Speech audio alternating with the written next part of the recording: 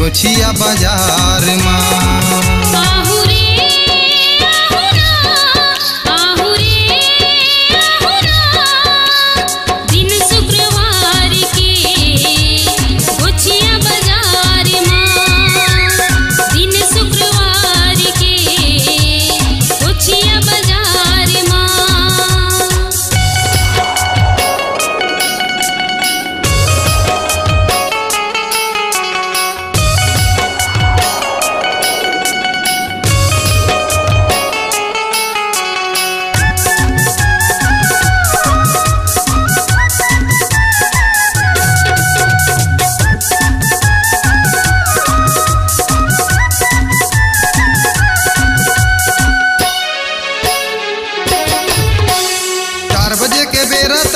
आबे वो बाजार माया दे के माया लेबो खाबो बीरो पान।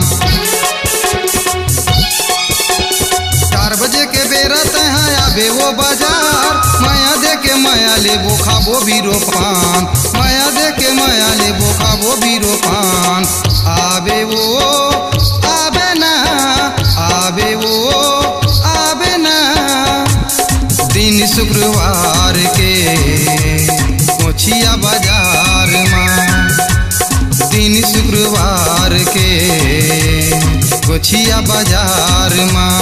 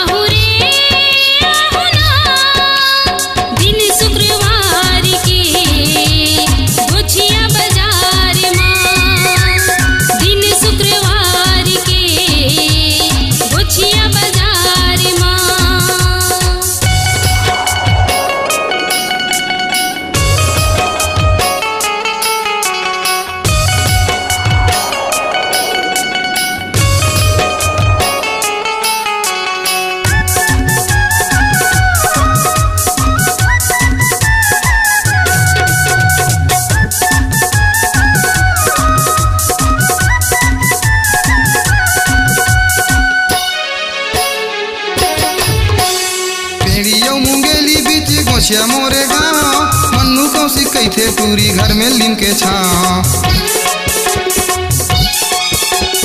पेड़ियों मुंगेली बीच गोछिया मोरे गाँव मन्नू कौसी कैथे टूरी घर में लीम के छाँव। मन्नू कौसी कैथे टूरी घर में लीम के छाँव। आबे वो आबे ना आबे वो आबे ना दिन शुक्रवार के गोछिया बाजार माँ। दिन शुक्रवार के गोछिया बाजार माँ।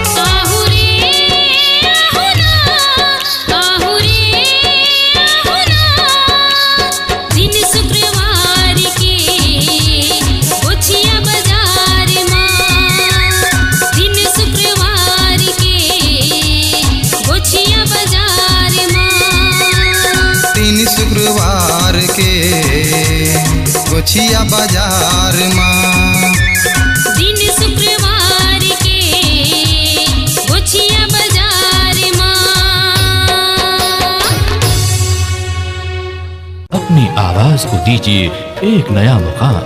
डिजिटल रिकॉर्डिंग की दुनिया का जाना पहचाना नाम स्वरांजलि, जहां गूंजती हैं ध्वनियां अपनी माटी की सौंधी सुगंध के साथ। छत्तीसगढ़ी संगीत के विविध रंग जो पहुंचाते हैं पूरे प्रदेश में डिजिटल रिकॉर्डिंग के संग। स्वरांजलि स्टूडियो, नेमीचंद गली नंबर 2, गंजपारा, रायपुर।